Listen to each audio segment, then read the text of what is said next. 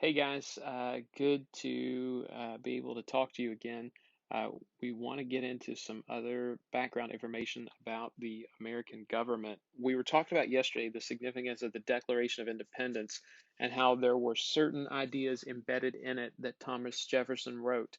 Uh, Jefferson, remember, brought up certain things that we see as so obvious and normal because they've been ingrained in our heads since we were small children. But at the time, these were powerful ideas that were not the norm. All right. His ideas were considered a little radical, and you see also, hopefully, you see also that he borrowed, I use the term loosely, some ideas from John Locke. Okay. Like the idea of consent of the governed, that the people give their consent, their permission to the government to rule over them. All right. And measured with that, you also have in the Declaration of Independence, the ideas of natural rights, that there are certain rights people have just because they're alive. All right. You also get the idea of equality, that men are born equal, equal in terms of their dignity, their human dignity, and they should have the same opportunities as a result. Right? And so the idea also that a government should be dissolved if they're not doing what they're supposed to, that people have certain rights, including life, liberty, and the pursuit of happiness. All right. So the Declaration of Independence is not just us telling Great Britain we're breaking up with you. It's identifying some of the core values that have been with us since the very beginning. Okay. The last thing we mentioned yesterday was our first attempt at government. It's under a document called the Articles of Confederation. And I said, look, if you remember nothing else, remember that the Articles of Confederation creates a national government, but it's a very weak national government.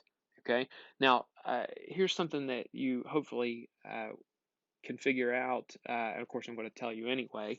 But why would the United States, the newly formed United States, why would they create a national government only to make it weak, to not give it too many powers? Right? Why would they do that? And the answer is that essentially they just got away from an overly tyrannical, powerful national government in Great Britain. And each of the states said, look, we want to do what's best for our region and our communities. And we know that better than any strong national government. It's kind of like when you break up with somebody and they have certain characteristics, the next person you date is probably going to be exactly the opposite, right? Just because you want to get away from all that ugly crap that you just broke up with, right? So America establishes this Articles of Confederation, and look, we got to talk about some of the key things in there that are going to cause problems for the United States, because the Articles of Confederation, it's going to be a failure, right? An epic failure, and here's why. First of all, the Articles of Confederation, it creates a national government, but the national government in this document, number one is it doesn't have the power to tax. All right, it has no power to levy taxes. Only the states could levy taxes on their own citizens. All right, so it doesn't have the power to tax. Right, and some people might be thinking, well, that's good. All right, but the problem is this: how can a national government get anything done if it has no source of money? Right? And the only way they could get money, since they couldn't tax, they had to basically borrow and beg from the states to contribute. So if a state wanted to give money to the national government, they could, but they had no obligation to.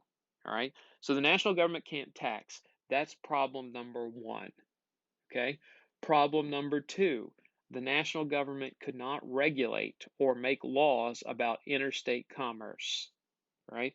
Problem number two is that this government could not make laws about interstate commerce. And if you don't know, interstate commerce is just talking about any economic activity between the states. Okay? Now, here's why this is an issue. All right.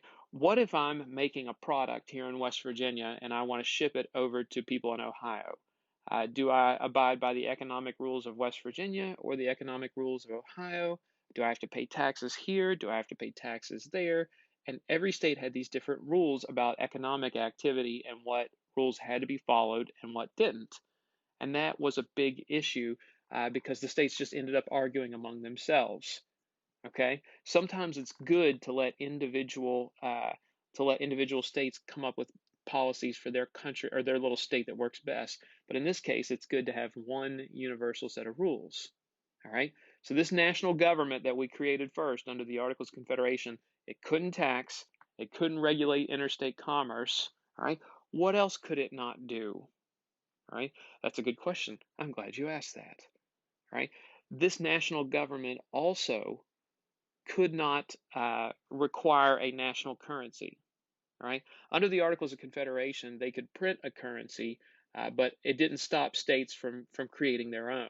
So basically, you had different forms of money from all the different states and individual banks, and there's no uniform set of currency. We don't allow that now for obvious reasons, and the reasons I just told you. All right. So, man, this government's off to a bad start. They can't tax, they can't regulate interstate commerce, and not only that, they can't establish a uniform system of money. All right. Another problem this government has, okay, the national government, it had a legislative body because that was important, right? But it didn't have an executive or a judicial. It had no ways to enforce the laws. All right. So if the national government made a law, there was no way to enforce it. They had to rely on states to just follow the law because they thought it was a good law. That's not really a law, that's more like a suggestion. All right. So there's no executive branch to enforce the laws. That's an issue. All right. So national laws didn't always get followed. If you wanted to pass a law in the national body, okay, you had to have 9 out of the 13 states agree on it. That's extremely difficult. You're requiring more than three or almost three-fourths of the states to get on board with something. Right? That's difficult. Okay? And remember, even if you did pass a law, the states didn't have to follow it. If you wanted to change the Articles of Confederation, you had to have all 13 states agree. So if they wanted to alter our founding document, one of our founding documents, the Articles of Confederation, every state had to agree on it. Okay? Fun fact too, in the lawmaking body under the Articles of Confederation, every state got one vote regardless of size. You can figure out who would not be too thrilled about that, right?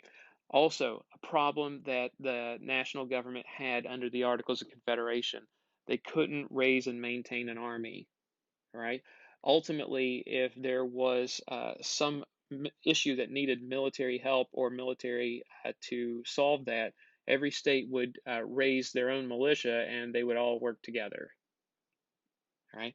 That's an issue as well.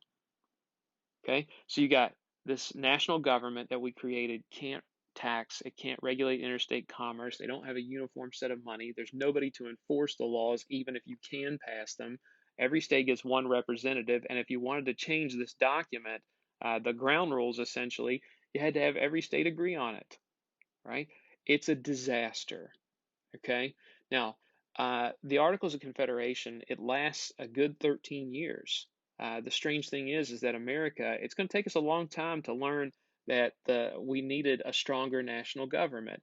And what's really funny is Great Britain during this time was laughing at us. Okay, they're like, oh, you people wanted your independence. Well, you know what? Now you have it. And now you realize that without Great Britain's help and resources, life out there is difficult. It's like you kids who you're desperate to get out of your parents' house and you're like, oh, yeah, I can't wait to go to college and be out on my own.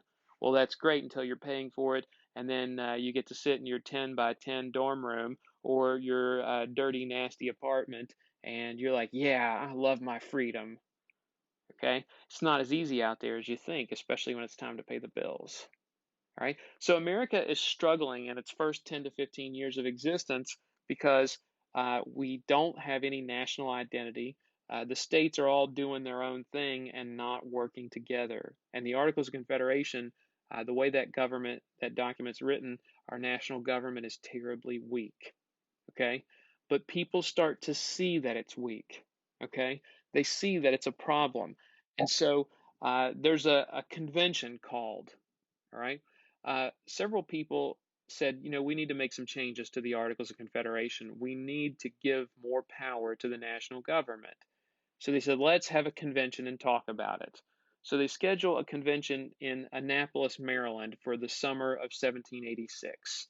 All right. It's going to be a big party. It's like Bonnaroo, only cooler. Okay. So they set this convention for Annapolis. They're like, hey, we'll talk about making some changes to the government, and that way life can go on with us being independent, and we don't have to worry about relying on other people for help. Right. So when 1786, arrives and people show up in Annapolis, there's a problem. Okay. Think of it this way. Have you ever been to a party where like there was a lot of hype and then you get there and there's like nobody there? And then you're like, what kind of party is this? This sucks. Okay. That's the Annapolis Convention. Out of the 13 states, only 5 actually sent delegates. And you're like, what's the point of us even being here? We can't change the Articles of Confederation because we need everybody. We can't even pass a law, change laws, because we only have 5 states represented here. All right. And the only thing they decide at Annapolis was, you know what? We're gonna meet again in 1787, and we're gonna meet in Philadelphia. Okay. And maybe in the next year we can drum up some support for changes. All right. And uh, that might have gone okay, but something is going to change between the summer of 1786 and 1787. There's an incident in Massachusetts, okay, an incident we're going to refer to as Shays' Rebellion. All right. You see the depiction here. This is an artist rendering from back in the day uh, of a little rebellion in Massachusetts. And here's what happened. Danny Shay is a Revolutionary War veteran, and he's also a farmer. Okay. And Danny Shay is upset about the situation in Massachusetts. Massachusetts was struggling economically. Banks were foreclosing on farms like Danny Shay's farm, meaning that the farming conditions and the farming market was so bad at the time that farmers couldn't pay for their mortgage on their house. And so banks foreclosed on the property. And so Danny Shay and other farmers who felt like, hey, I've lost everything, they decide that, you know what, it's time for another little revolution. And they plan, Danny Shay and other, he's got about 1,000 people that he, bands together. And their plan is to go storm an armory and get weapons. Okay, if you don't know, that's what an armory is. They plan to go get some weapons, and they're going to inspire other people to rise up. And they're like, hey, if the government won't change on its own, we'll change it for them. All right. So they're literally taking matters into their own hands. Now, here's the thing. Okay. Danny Shay and his little rebellion, Massachusetts, they formed their militia pretty quickly, and they put down this rebellion. Once Shay and his people, once they start realize the bullets are flying at them are real, they quickly disband. Okay. This little rebellion's put down quickly. Okay, but news of Shay's rebellion spreads really fast around the country. Okay, and here's what happens. Political leaders realized that if we don't do something to make conditions, economic conditions, better in this country, then we're going to have a bigger problem on our hands.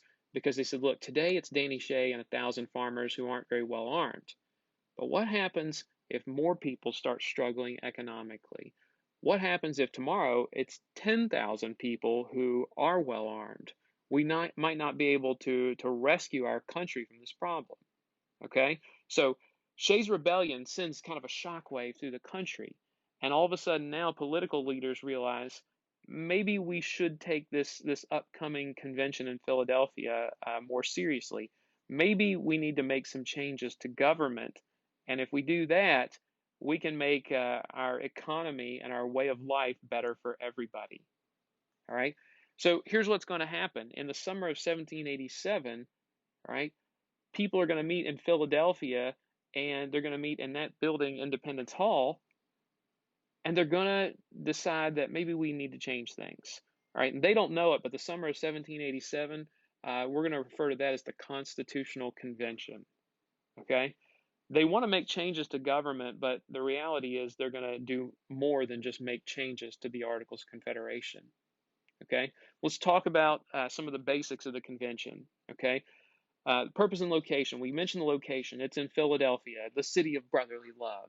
And so 1787, the summertime, it's going to be a long drawn out process. Now, here's what's really important.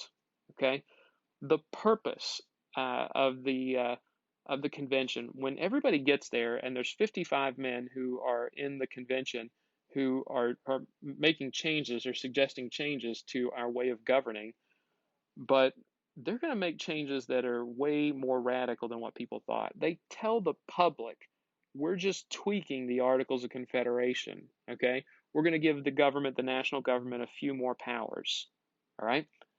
The reality is, though, they understand they need to completely scrap the system, okay? They realize that, hey, our current national government is way too weak and we got to start from the beginning. We need to write a whole new founding document, all right? And there's a reason they do that, okay? They don't want the American public to panic, all right? And if they tell them, hey, that founding document that we just made like 13 years ago, right after the revolution, if they tell them that we're going to scrap it, people are going to panic. Imagine today what would happen if President Trump got on national television and said, hey, the Constitution, it's not working out for us, so we're going to scrap it and we're going to get a team together and we're going to write a whole new document. People would flip out, completely flip out. All right? So you can get the mindset, hopefully, and understand why they're not going to tell people. All right? Now, uh, also, I want you to understand the conditions that are going on here. You can see that building. It's a brick building, and even though it does have windows, they keep the windows shut during the debates and during the discussions of the Constitutional Convention. And it's something that's not going to get done in a day. It's going to last all summer, all right?